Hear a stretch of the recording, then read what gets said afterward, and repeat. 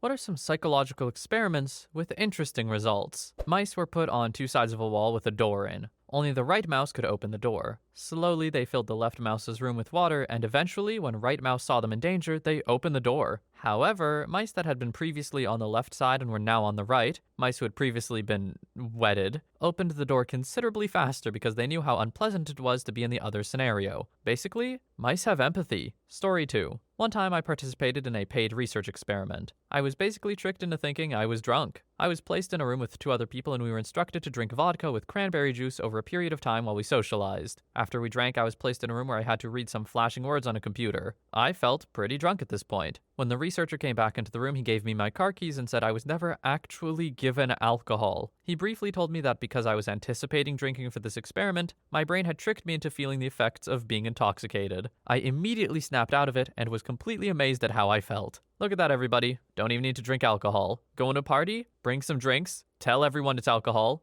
It's not. Genius. Story 3. Solomon Asch's experiment on conformity. He set up a test wherein he would show 3 lines of different lengths to 5 or 6 individuals. I forgot the exact number. They had to state which line was the longest of the 3. The thing is, only the last individual is the participant, and the others are actors paid to answer in a specific manner. For the first few questions, they chose the correct answer, but later on they start choosing the wrong one. The participants are conflicted as to whether they will say the correct answer or conform to the wrong answer as to not be judged by others, or due to self-doubt of their own answers. In the end, most do conform. It's really interesting since it shows how powerful conformity is in the face of doubt, up to a point that some even question their own sanity during the test. Another variation of the experiment also had interesting results. It had the same setup with 5 individuals and the last person being the participant. However, this time some of the actors say the wrong answer while one actor says the correct one. There was an increase in the participants who would choose the correct answer and avoid conformity. It shows how much doubt one can have on oneself when alone, but be brought back to self-confidence when they find outside support. This sounds like one of those ones where you're like, this would never get me, and then you find yourself in the situation you're like, this would absolutely get me. It has gotten me. Story 4. Split brain studies. One example. By providing differing information to each hemisphere of the brain in split brain individuals, those with a severed corpus callosum,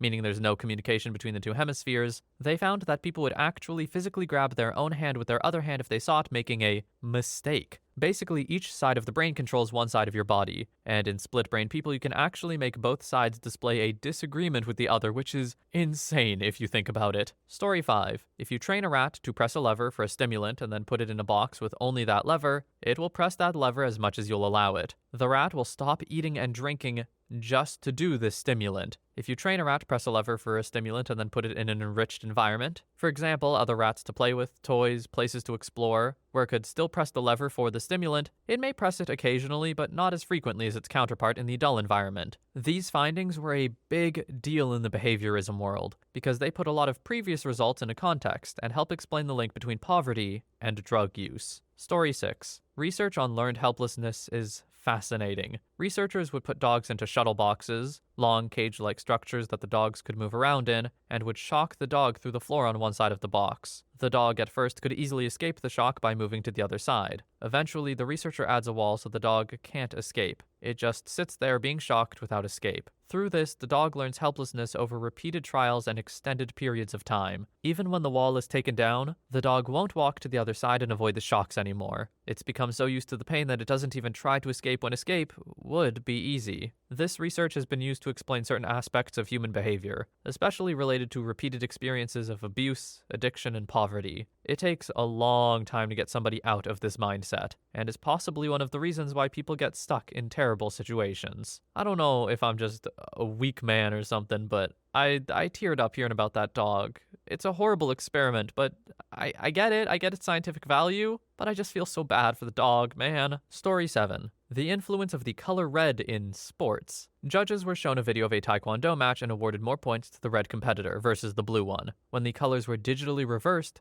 judges now awarded more points to the other, now red, competitor. Edit. Here's some more info since there's a lot more interest than I expected. Red may be a signal of dominance, as reddened skin is associated with higher testosterone, or possibly higher fertility in women. Wearing red may induce intrinsic psychological effects which increase dominance dominance in addition to altering the perception of others. Researchers found that putting red leg bands on birds increased dominant behavior, as they took the lion's share of the food. For my psychology degree dissertation, I presented photos of men to be rated on a scale of friendly, 0, to threatening, 10. Men received a higher threat score if I photoshopped their t-shirt to be red. Story 8. Aaron and Dutton, 1974. Misattribution of Arousal. Men who had just walked across a bridge, either steady or unsteady, were approached by a female psychology student, posing to do a project on the effects of exposure to scenic attractions on creative expression. The men had to complete a questionnaire and write a short dramatic story about a picture she provided, and she gave them her phone number if they had more questions. Men who walked across the shaky bridge were more likely to call her up because they misattributed the arousal from the bridge to the woman. I feel like attraction is so personal that this would have to be done a lot to have any merit. I'm assuming it was because, I don't know, scientific process or whatever, but if it was just done once, then it doesn't really tell you anything. Just that the guys who walked across the shaky bridge happen to like her more. Story 9. If you stare into a dimly lit, i.e. candlelit, mirror for 10 plus minutes, you start to see hallucinations. What individuals see tends to vary, but they've used this as a test to simulate schizophrenia before, because some see monsters, deformities, and just general weird stuff. I did a variation of it for a mate at uni and completely wimped out of it. After my face started not looking like my face anymore, I had a complete dissociation. I stopped looking and just waited out the time. Yeah, that would freak me the hell out. Hallucinations and stuff, they're just so freaky to me, man. I'm glad I don't get sleep paralysis. I would never sleep again. Story 10. It's not that psychopaths lack empathy, but rather, they have manual settings. A specific region of the brain lights up when people experience empathy. For most people, it's an automatic subconscious response. But in a study where they showed emotional videos to psychopaths and not psychopaths while scanning their brains, psychopaths would only light that region of their brain when specifically asked to feel for the character, while the control participants would light up automatically. Story 11. Reconsolidation. When you retrieve a memory from your long-term memory, it is susceptible to being manipulated. This can lead to memories being totally changed from the source. This is why eyewitness accounts cannot fully be seen as true. This knowledge is also used to help people with PTSD by changing the negative memories they have of their particular trauma. I've heard of this before. I've never thought of it being used in a positive way though, like with the PTSD. While that's cool and probably helpful, I don't know, something feels wrong about my memories being screwed with. But I also don't have PTSD. Maybe my opinion would change. Story 12. I loved learning about infant development.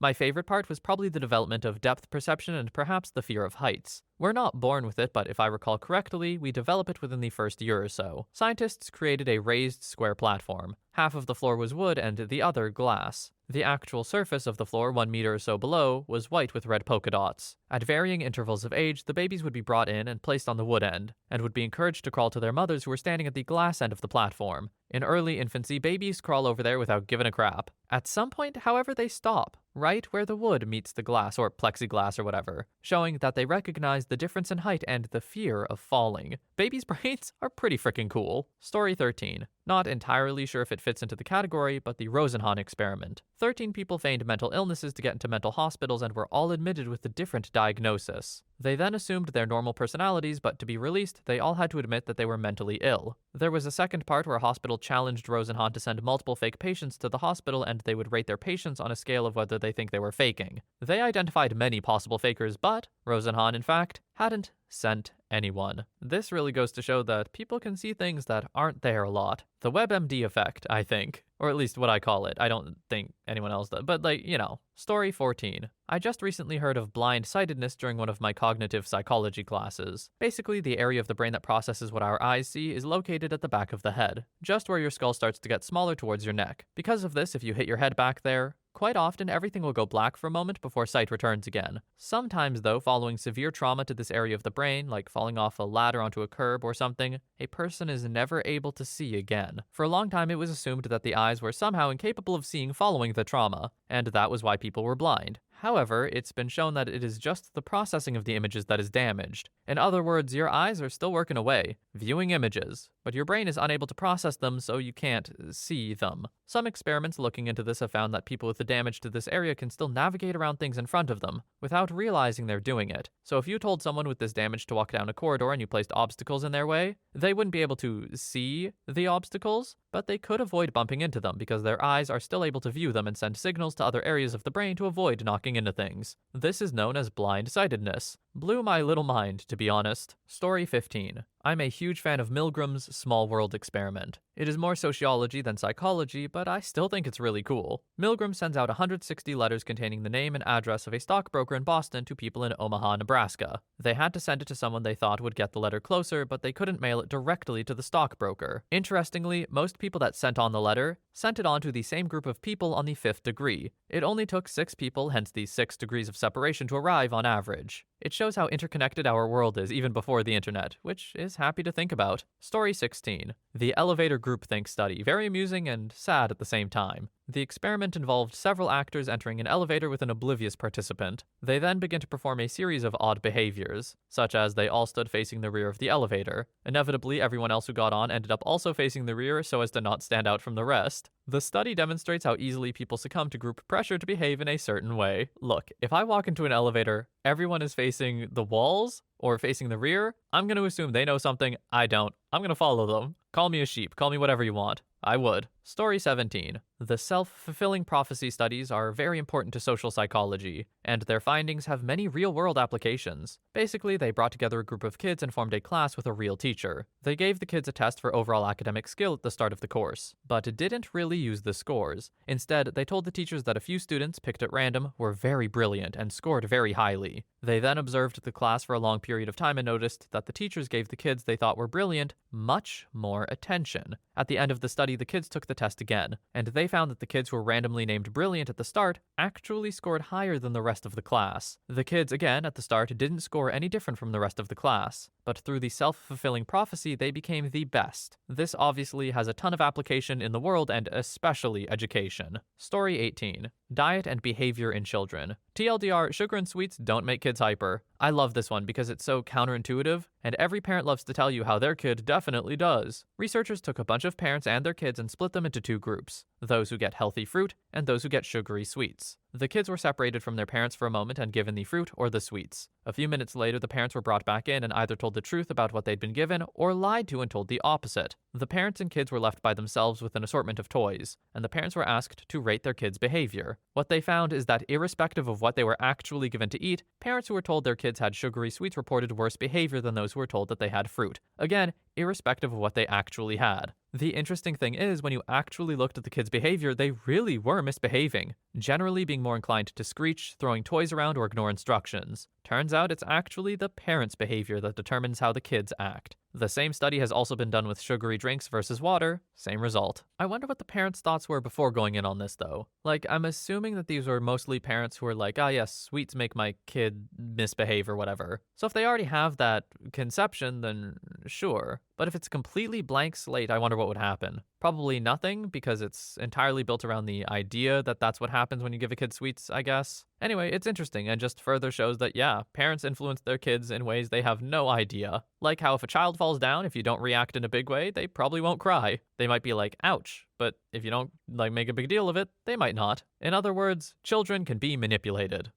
I don't love that moral. Moving on. Story 19. The Monster Experiment. Although it is horrible how they left children with mental health issues at the end, this experiment gave very good insight on how to parent a child. In this experiment, they took groups of orphaned children and separated them into 3 groups. One was the control. The second was told they had a lisp and were doing bad, and the third was told that their speech was perfect. As the experiment went on, Group 2 began developing lisps after being berated constantly. They became shy and reserved. They were scared to speak because they didn't want to get in trouble because of their poor speaking skills. Group 3, however, had the opposite happen. They talked better, they were more willing to improve. They were encouraged to keep speaking and told that their speech was amazing and perfect. By the end of the experiment, they had one group with no change, one group with now mentally ill children with a speech impediment, and one group with great speaking skills. It truly shows that encouraging children is the way to go, and that verbal abuse can be just as, if not more harmful than physical abuse. Story 20. The 5 Monkeys Experiment. An experimenter puts 5 monkeys in a large cage. High up at the top of the cage, well beyond the reach of the monkeys, is a bunch of bananas. Underneath the bananas is a ladder. The monkeys immediately spot the bananas and one begins to climb the ladder.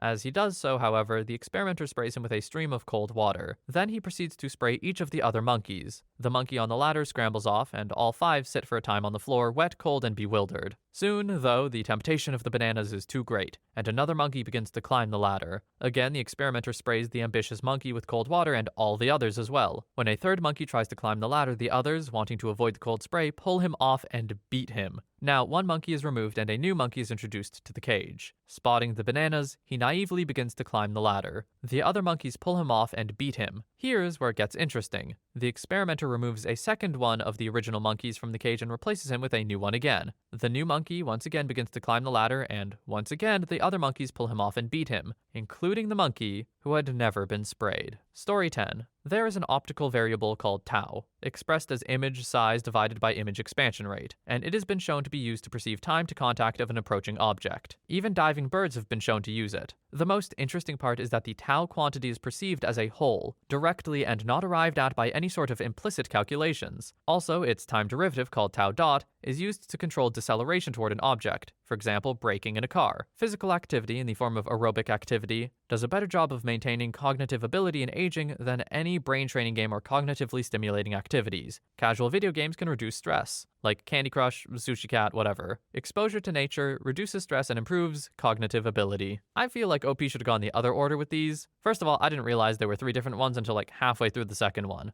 And also, the first one was so science-y in a way. I feel like it would have done better last. The other 2 were much easier to understand. Story 22. Michael of Vsauce fame teamed up with a group of PhD candidates in the psychology department of McGill for his show Mindfield. They recruited 3 kids with different disorders: eczema with skin-picking disorder, ADHD, and chronic migraines after concussion. The kids were told they were going to be the first to receive a new experimental treatment for their condition, which consisted of putting them into a fake non-functional MRI machine. Before doing so, they told them that the machine had the power to help them heal their brain. Michael even got a bunch of famous YouTubers to make fake videos discussing the new technology to make the kids believe it. While they were in the machine, the researchers dressed as doctors asked the kids if they were feeling the effects, and that they believed it was working. They never lied to the kids. They just told them it would give them the power to heal themselves. All 3 of the kids had markedly improved symptoms several weeks later. The girl with eczema pretty much entirely stopped picking her skin to the point she felt comfortable wearing short-sleeve shirts for the first time. The mother of the kid with ADHD reported that he was much more calm and not as hyperactive. The kid with chronic migraines went from having something like 5 to 10 debilitating migraines per day to absolute